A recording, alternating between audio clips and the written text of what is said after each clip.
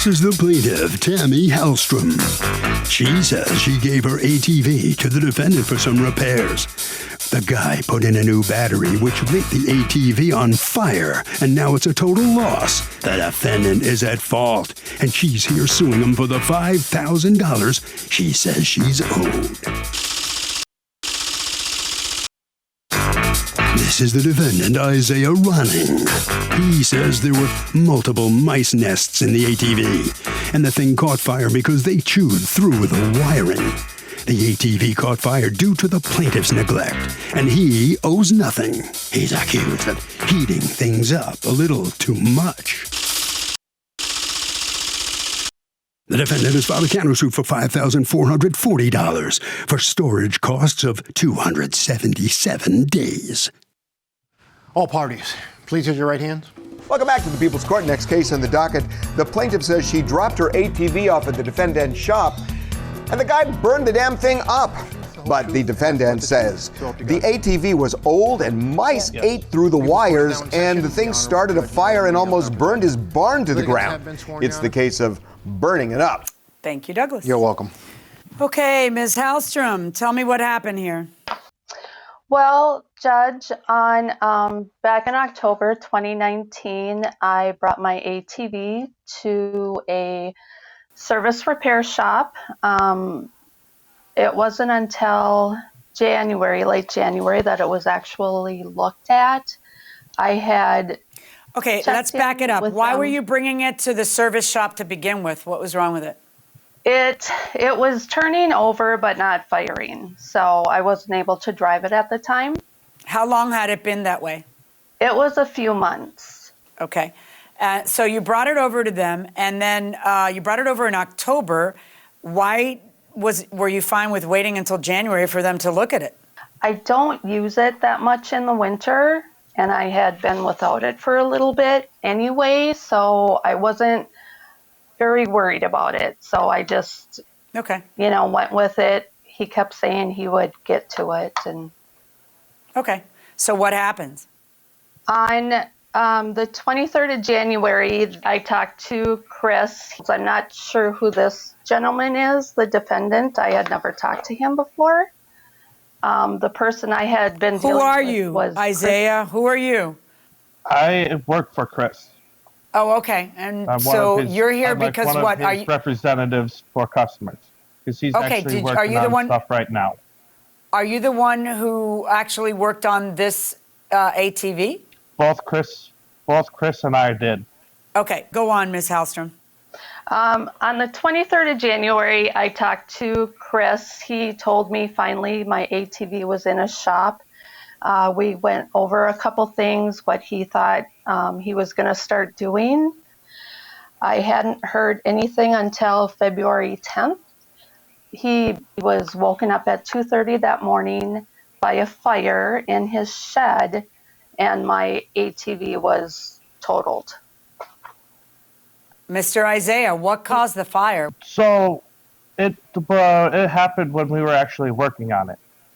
We put in a new battery, we put gas in it, we turned the key to the on position before even starting it, and when we turned the key to the on position, the wires were chewed up by mice, which caused a spark, which caught the mouse nest on fire and caused it to burst up in flames. Chris and I were lucky enough to get the garage door open and the four-wheeler out of the garage before burning the house and the garage down. Once we got it outside, Chris used his bobcat, scooped up a big amount of snow, and dumped it on it. And got the fire out that way? Yep. When did all that happen? It took, I would say, time, because we brought it in when we looked at it. We took pictures of the mice nest, of where her carburetor would be to clean it and everything. Right, but by then, by the way, just to remind you, by then it had been at your location for how many months? 3.5. Couple months, because Chris and I were the only ones working, and we've had other vehicles, other four-wheelers, snow blowers, lawn mowers. We work on That's fine, but I'm saying, did anybody ask the mice when they moved in and started chewing wires? No, right? The mice aren't talking? It happened It didn't happen at our place because we had shop cats. So our shop cats were out hunting down the mice and the moles that we had out at the property. So I know for a fact in all of our buildings are secure. So it's like, well, either that or your cats go for the lazy, low-lying mice and don't go for the ones that are hiding inside of the thing. I don't know. Listen, the bottom line is you guys had seen it and you looked at it. In fact, you even joked and sent her a text showing her the mice nest. Let me see that. So you guys send this little picture on January 23rd saying you have friends living in your air box. And she responds, it was nice and cozy. And you say, or Chris says, I agree, you're going to need a new air filter. They chewed it. And she says, yeah, figures. It's not, I mean, it's not. So how do you figure that it's her neglect? If you guys see it, you guys are looking at it, you guys work on it, and you guys set it on fire when you put in the battery. I mean, you're the experts. You saw the mice nest, so you know to look for whatever damage there might be. We did. How is any of this her fault? And lucky she didn't burn down the house. She hadn't seen the thing in 2.5 months. You guys had it all that time. You guys found, yeah, your cats are aggressive. Okay, you guys found the mice nest, so you were aware of it. If there's any wires eaten up, you should be looking at it. You guys are installing the battery, and there's where the spark happens. I mean, accidents happen. And nobody's, you know, if it's an accident, it's an accident. That's why they call them accidents. But how do you figure it's her fault? And you know, it ends up, you don't have the insurance to cover it. Because the first text that are going back and forth is Chris telling you that he's going to claim it under his insurance. Then, as it turns out, he saved a few bucks in the premium and doesn't have the kind of insurance that covers other people's property. So now it has to come out of Chris's pocket, and Chris's answer is customer neglect. So who's at fault here? Is it the plaintiff for letting mice eat through the wires of her ATV, or the defendant who was supposed to repair the damn thing but didn't notice? Let's go back into the courtroom.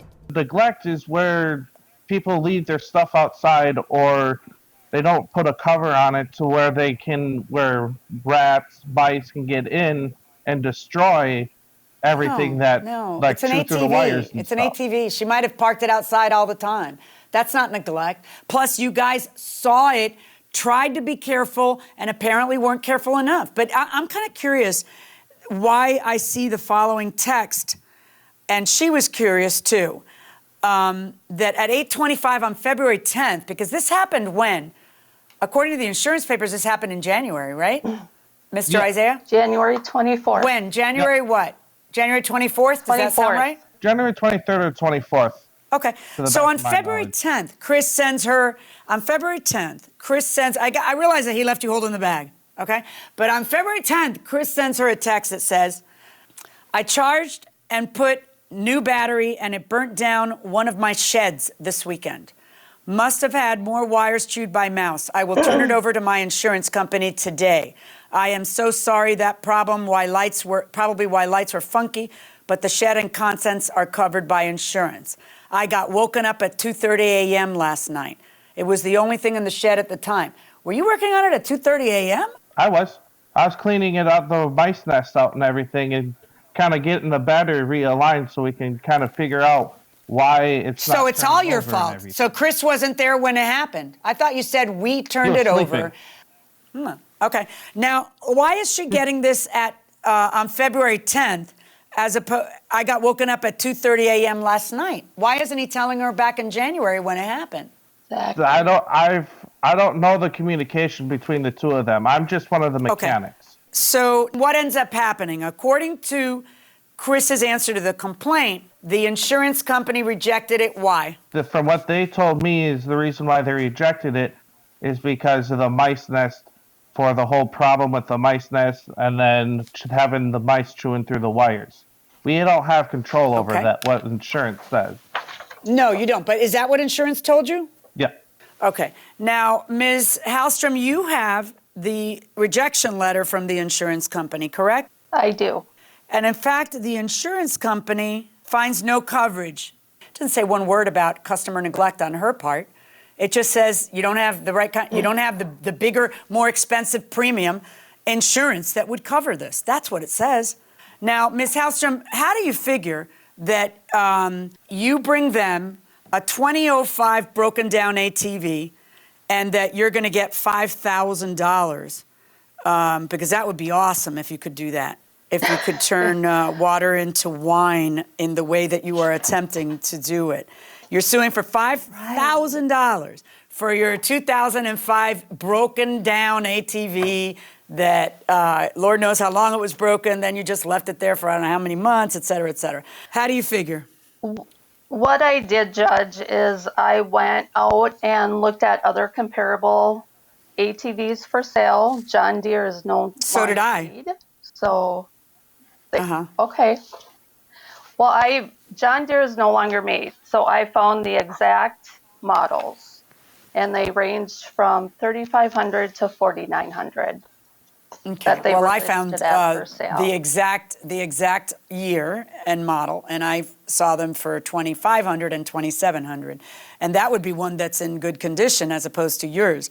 Mr. Isaiah, you have a you are here on behalf of Mr. Chris, who has a counterclaim against her for $5,540. Pray tell, what is that for? That is storage. We're still paying storage on it in our storage container to this day. And who are you paying storage to? I'm lost. Who are you paying storage to? Do you mean that it's taking up storage room? No, we actually have a storage container. Okay. So you mean that you rent the actual container and that's on your property and this thing is in that actual container? That's what you mean? Yes. Okay. What happened with that? Let me hear your response to that, Ms. Hallstrom. I was getting nowhere with Mr. Fields as far as getting answers from him. I asked to talk to his insurance agent, his lawyer. He wasn't giving me any answers, so I finally just said, forget it, I'm done dealing with him, and I submitted the case to court, and I have yet to speak to him since then, so. Okay. All right. Was there ever a time when he said, hey, come and get the thing I burned up? Come and get your ATV that I set on fire. He never said that. No. Yeah, I'm not going to order storage fees. Yeah. So what's the plan? Do you still want it? No, I can't do anything with it. Okay. Well, you guys can get rid of it. It's junk. On your counterclaim for storage, you cannot assert a claim for storage where there is none agreed upon by the other side. And if there is none agreed upon by the other side, then you have to prove that you would be entitled to storage because they are wrongfully keeping it there. So no on the counterclaim. And now on your claim, Ms. Hallstrom, against them, I do find in your favor, but not in the amount that you're asking. I find in your favor in the amount of $1,500. The unit itself is now, you guys can toss it, you guys can sell it for parts, you guys can do whatever you want, because I'm ordering you to pay her $1,500 for it. That's my verdict. Good luck, folks. Thank you. Mr. Ronning, number one, where are you? You look like you're freezing. What's going on? Oh, I'm at home in Minnesota, down in the basement. Is it cold down in there? It must be. Yeah, I like wearing sweatshirts and stocking caps. All right. Well, anyway, you're going to have to pass along to your partner there that he's got to give back $1,500 and you lost the countersuit. You okay with that? Yeah, that's fine. Okay. All right, Ms. Hallstrom, you're the one who may not be really fine. You're only going to get $1,500. Can you get a new ATV for that? No. No, I've already purchased one, so I need it for my farm, but at least I'm getting something, and it's not a total loss. Okay, that'll do it for this case, and we'll go to the judges for another session of After the Verdict. When you give your property to someone to repair, that's called a bailment. They take it, you're what is known as the bailor, and the person who takes it, if it's a TV set to repair, if it's an ATV to fix or a car, that person's called the bailee. And under the law, a bailee is responsible for damage or loss of that type of property under most circumstances, right? Yes. And that's exactly what we had here. I mean, unless you can prove that there's something she did to cause the explosion. Right. But what on earth could she possibly have done? The thing was in their care for 2.5 months. He's working on it at 2:30 in the morning. Maybe he shouldn't be doing that. Maybe his vision and his energy level isn't quite what it should be to see if there's a wire he shouldn't be touching and exploding things, you know? Okay, Sherelle wants to know this. Hey, Harvey, I had my window shot out while parked on the street during a road rage incident. How do I begin to track down the shooter who was arrested and sue him for my damages? Here's the thing. If he was arrested, the county that you're in, if he's in county jail, would have a record. Actually, this is public online, where you can actually go and look at the name of the person, and then you can start tracking from there, nexusing the person, seeing if the person has Instagram. You find him, you can contact him if you do enough investigating, and then you sue him.